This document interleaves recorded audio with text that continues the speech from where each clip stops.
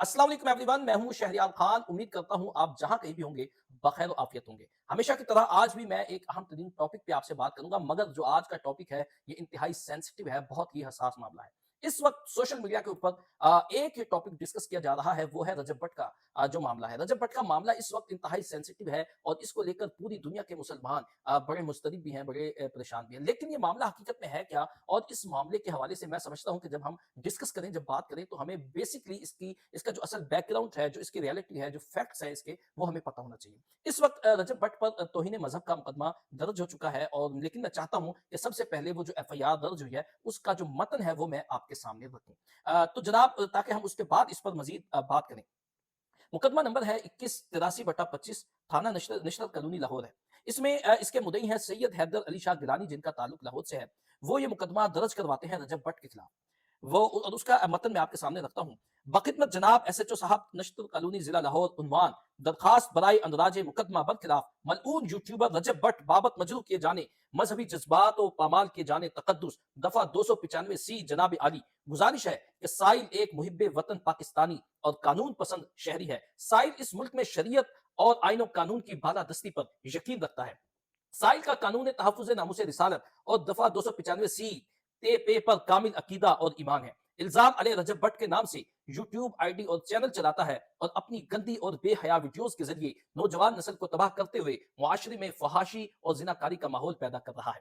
इल्जाम अले ने अपनी एक वीडियो में नमाज, जो कि दीन का अहम रुकन है, का मजाक और तमस्कर उड़ाते हुए हम मुसलमानों के मजहबी जज्बात मजरूह करने के साथ साथ शायर इस्लाम का तौहीन और इयानत का मुर्तकिब हुआ। इल्जाम अलैह ने अपनी एक वीडियो में मक्का और मदीना जैसे मुकद्दस शहरों की इन अल्फाज में तौहीन की। मक्का मदीना में किसी किस्म का सुकून नहीं है।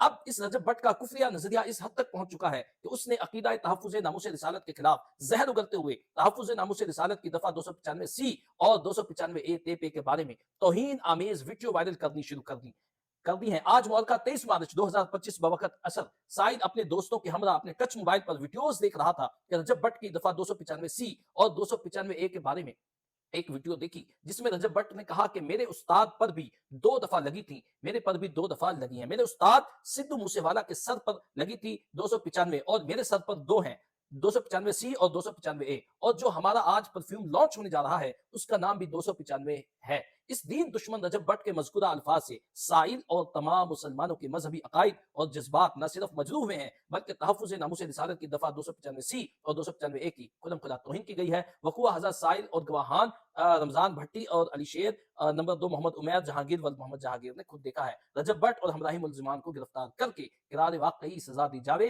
सबक निशान अंगूठा सैयद हैदर अली शाह गिलानी। तो ये है वो एफआईआर, और इस एफआईआर में ये है वो मामला।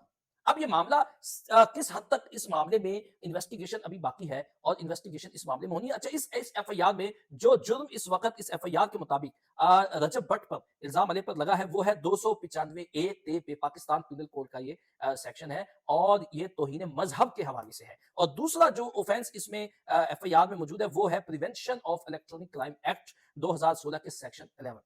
ये 2 ऑफेंस अभी तक लगे हैं इसमें।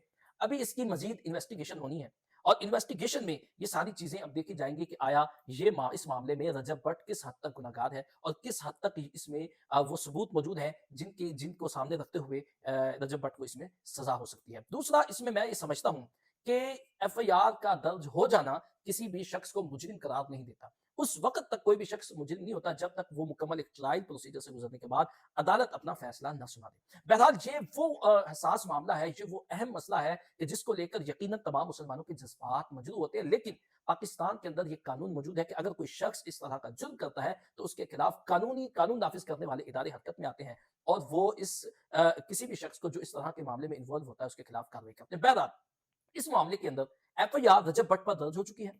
मामला अभी इन्वेस्टिगेशन इसमें होनी है, और रजब भट्ट के हवाले से कहा जा रहा है कि वो इस वक्त पाकिस्तान से बाहर है। मजीद इसमें 2-3 चीजें और अपडेट हुई हैं।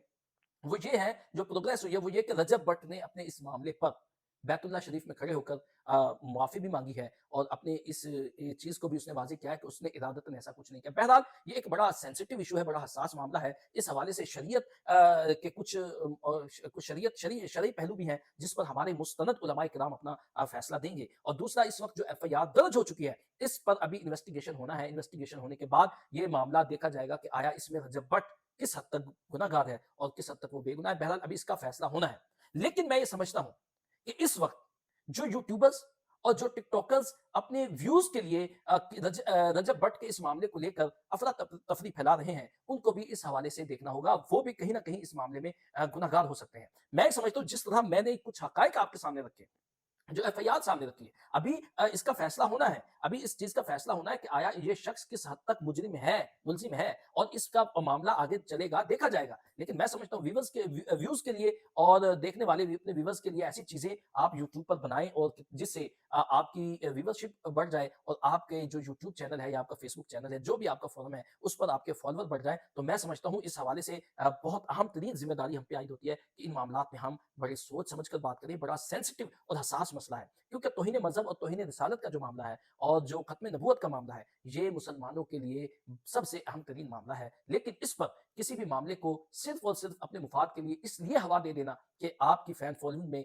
या आपकी व्यूवरशिप में, आपके चैनल को की इम्प्रूवमेंट में इज़ाफ़ा हो जाए, ये बिल्कुल भी मुनासिब अमल नहीं है। बहरहाल मैं ये समझता हूँ कि हमारे उलमाए किराम को भी इस मामले पर अपनी ज़िम्मेदारी अदा करनी होगी और इस मामले को देखना होगा। अगर जिस तरीके से रजब भट्ट ने बाकायदा तौर पर वीडियो बनाकर माफ़ी माँगी है और इस मामले में जिस तरीके से उसने कहा कि इरादतन उसने ऐसा कुछ नहीं किया, तो मैं समझता हूँ कि ये शरीयत के हवाले से हमारे उलमाए किराम इस चीज़ को देखेंगे और दूसरा हमारी जो इसमें हमारे जो इदारे हैं, पुलिस है जिन्होंने ये एफआईआर दर्ज की है, वो अपनी इन्वेस्टिगेशन में इन सारी चीज़ों को लेकर आएँगे। मैं उम्मीद करता हूँ कि पाकिस्तान में इस वक़्त हम सब अपनी ज़िम्मेदारी पूरी इस हवाले से करेंगे कि जो अफ़रा-तफ़री का माहौल है, इसको हम कम करेंगे और किसी भी मामले को जब तक वो मुकम्मल तौर पर तहकीक नहीं हो जाता, तो उस मामले में हम खामोशी भी इख्तियार करेंगे और अपनी तरफ से कोई ऐसी चीज़ अवाम के सामने नहीं लाएँगे कि जिससे लोगों के जज़्बात मज़ीद मजरूह हों या जिससे लोगों को इश्तिहाल दिलाया जा सके। मैं उम्मीद करता हूँ कि आप सब इस हवाले से यकीनन गौर-व-फ़िक्र करेंगे और मज़ीद इस केस में जो भी अपडेट होगी, मैं इस हवाले से अपनी ज़िम्मेदारी पूरी करते हुए ये केस जिस समत भी चलेगा और जो मामला भी होगा, कोशिश करूँगा कि सच्ची बात,